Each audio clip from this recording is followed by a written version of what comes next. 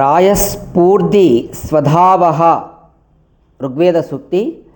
అన్నాది ఐశ్వర్య స్వామి అంటే ఇక్కడ అన్నాది పదార్థములను ఇచ్చేటటువంటి ఓ ఐశ్వర్యవంతుడైనటువంటి స్వామి, అధిపతి, స్వామి అంటే అధిపతి అయినటువంటి ఓ పరమేశ్వర, మాకు నిండుగా ఐశ్వర్య ప్రదానము చేయుము.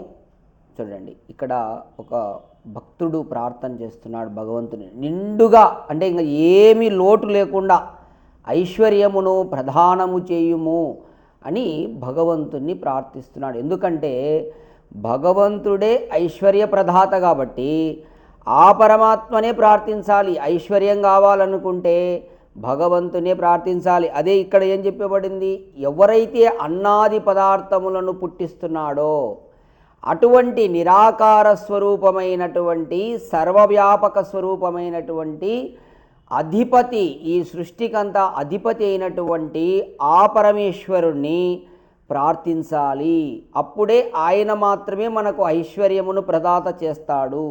ఇంకా ఎవరిని పడితే వాళ్ళను మీరు ఐశ్వర్యం కోరుకుంటే ఇవ్వరు. రాళ్లను, రప్పలను, చెట్లను, పుట్టలను ఐశ్వర్యం ఏమంటే ఇవ్వరు. కాబట్టి నిరాకార స్వరూపం, సర్వవ్యాపకమైన స్వరూపాన్ని ఐశ్వర్య ప్రదాత, అతను ఐశ్వర్యమును ఇచ్చువాడు, అతని గుణం అది. కాబట్టి ఐశ్వర్యం అనేది అతని దగ్గర ఉంది కాబట్టి ఆ పరమాత్మనే ఐశ్వర్యమును ప్రదానం చేయమని, అది కూడా ఎట్లా, నిండుగా, ఏ లోటు ఉండకూడదు, ఇంకా అటువంటి ఐశ్వర్యమును ఇవ్వమని ప్రార్థన చేయాలి. ఓం.